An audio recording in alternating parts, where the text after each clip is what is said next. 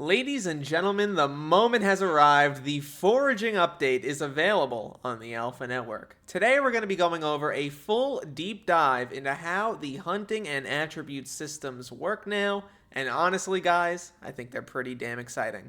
Before we begin, I just want to say please make sure to like and subscribe down below as we're about to hit 75k, and fellas, this one might push us over. Also, make sure to use code RAIL in the Hypixel store for 5% off your order, as it really helps out the channel a lot. Without any further ado though, let's get started. Before we get too deep into how attributes function, I want to talk a little bit about hunting because that is the system that is built around attributes. You can go to David here in Tangleberg to speak about hunting. He talks about it a lot. He goes over the hunting tools, he goes over a bunch of lessons related to hunting, and he goes over, well, giving you a bunch of rewards for doing hunting. Once you get to Galatea, pretty quickly on, the main quest will send you here. So if you get confused at any point, you can go back to this guy, and he'll tell you more. TLDR and how hunting actually operates, though, is that you use a few different hunting tools. So hunting axes, which go hand in hand with the black holes here, the fishing nets, the lassos, which is for forest creatures, traps, and also salts, in order to catch creatures. That gives you their shard. It's all gone over here, as you can see here. In terms of what you do once you have a shard, though, well, it's kind of up to you. If I go into the menu, go over to hunting, you can see the hunting box here. This is where the shards go when they're first caught, right? So you can see I have a bunch of water hydra shards, shellwise shards, spike, Lord Jobus, etc. If I want to convert this to an item, I can. As you can see, I can also right-click it to send it back into the hunting box. If I want to siphon these shards and make them part of myself, well, I can click this button right here, and there's also a button right here. I can shift left-click to siphon all of these specific ones, or just left-click it to siphon one at a time. I can't do this, though, because this requires hunting skill 20. If I want to see what shards I've actually used, I go click on the hunting box. This swaps it to the attribute menu. And there we go. There's a ton of attributes that I have active right now. And they are all active at once. So keep that in mind. They will be active all at once, and you will be able to use all of them whenever you want. If I want to see all of the attributes in the game, what you need to do is unlock 30 total attributes. Then you can click Advanced Mode. And boom, now you can see everything in the game. You can also click on any attribute that you don't have unlocked. You can see how many are required to max it out. So this one needs 85 total. And you can see how I get them. So I can kill minor zombies while using salts, or I can catch them with the axe and the pocket black hole. And I can also toggle it on and off if I wanted to, but I don't have that one, so that's how that works. If I have old attributes, for example, I can transfer them into the new system. So if I have an old item with a bunch of attributes on them and I want to transfer them over to the new system, I just put the item in on the top, and as you can see, I'll get one veteran and one vitality attribute, and boom, there we go. I just got them. I don't actually see them in my inventory because they go into the box here, but as you can see, here they are. So if I left click this, I just leveled up veteran. That's a huge W for me.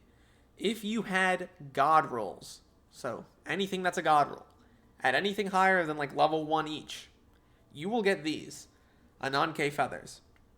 This is how they are compensating you in addition to giving you the attributes themselves. If I right click on a feather, I can open up a menu here with a bunch of different RNG meters. I can click on an RNG meter, and let's just say I want to level up my Judgment Core RNG meter. Boom. 70,000 progress has just been gained on my RNG meter, and I lose a feather. And I can keep doing that. Same thing goes for Devon's Alloy. If I want to level that up, I can do so. If I want to go over to Necron handles, I can do so. So on and so forth. You get how this operates. This is a very strong way to allow you to gain some money back from all that you have spent on god rolls. If you are concerned that you have lost a bunch of money in this game, this should alleviate your fear. Some people have been saying this is going to crater the price of most things in the game. I somewhat disagree. First of all, for the hardest items to get, you're going to need a lot of feathers in order to fully max these out. For handles, it's quite a lot. Same thing for Devon's Alloy. I think for something like the Judgment Core, maybe they could lower the values a little bit, but this is why we're in alpha. This is what we're talking about. The TLDR here is that you're going to get your money back in some way, shape, or form, which is very important because the admins want you to actually use this new system and enjoy it. Hunting is a very new and exploratory feature, and it requires you to go around into the world, learn about it, and interact with a bunch of different mobs. If you are someone who gets really angry or annoyed at the thought of not being able to go to the wiki and immediately figure out how to do something, or you get annoyed at the idea of having to actually think about how things work, you may not like hunting, and you may want to actually open up that wiki and try to figure everything out through that. But I do highly recommend going out into the world, anywhere in Skyblock, and figuring out, okay, how do I catch this creature based on what creature they are. For some creatures, by the way, especially the ones on Galatea, you can go to NPCs like Teddy here, and you can actually see how to catch them. For Galatea, I think many of the creatures have special methods and things about them that make them unique and difficult to catch. For example, I think for some of the axolotls, you need to stand still around them until they give you a notification above their head, or that notification disappears, and then you can catch them. The same goes for a bunch of other mobs. They all have their weird little quirks, so keep that in mind.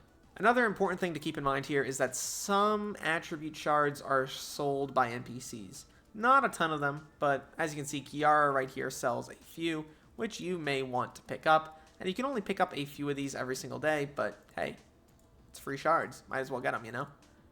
There's a bunch of stuff to do on Galatea, and I actually think hunting is one of the best new features. Keep in mind, you can also access your attribute menu at any time with /attribute menu. You can also just do /attributes if you want to go directly there as well, but they're about the same thing. I think it's really cool that we are going to become way stronger in certain ways. Notably, we're going to be doing a lot more damage, we're going to have a lot more strength, and we're also getting a lot of things like sweep on the foraging islands, which is pretty cool. The main thing that we're losing here is magic find, which in my opinion was a bit of a bloated stat to begin with, and I think it's pretty much fine.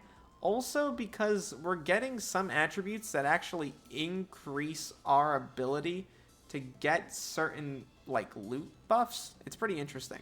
Let me see if I can find one really quick. Yeah, right here. Catacombs box.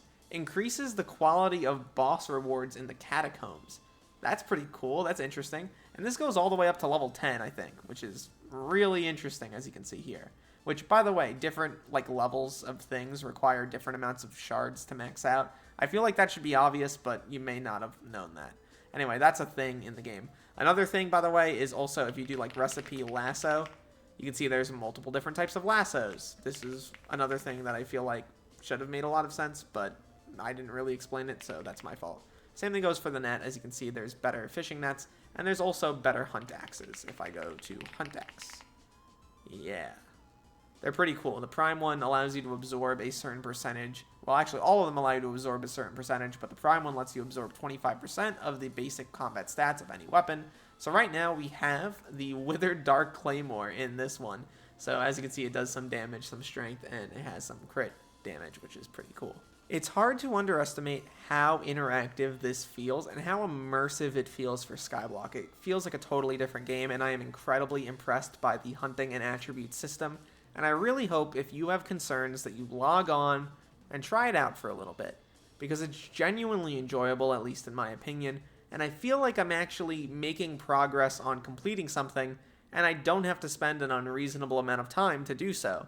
Eventually, people will collect hundreds of these. They'll have traps set up to collect even more in a passive manner, and then they'll be on the auction house and people can buy and sell them. But for now, it's really up to you to go out there in the world and collect some cool things, and I think that's pretty nice. My name's Derailious. Thank you so much for watching this video till the end, and look to the future, fellas. I'll see you then.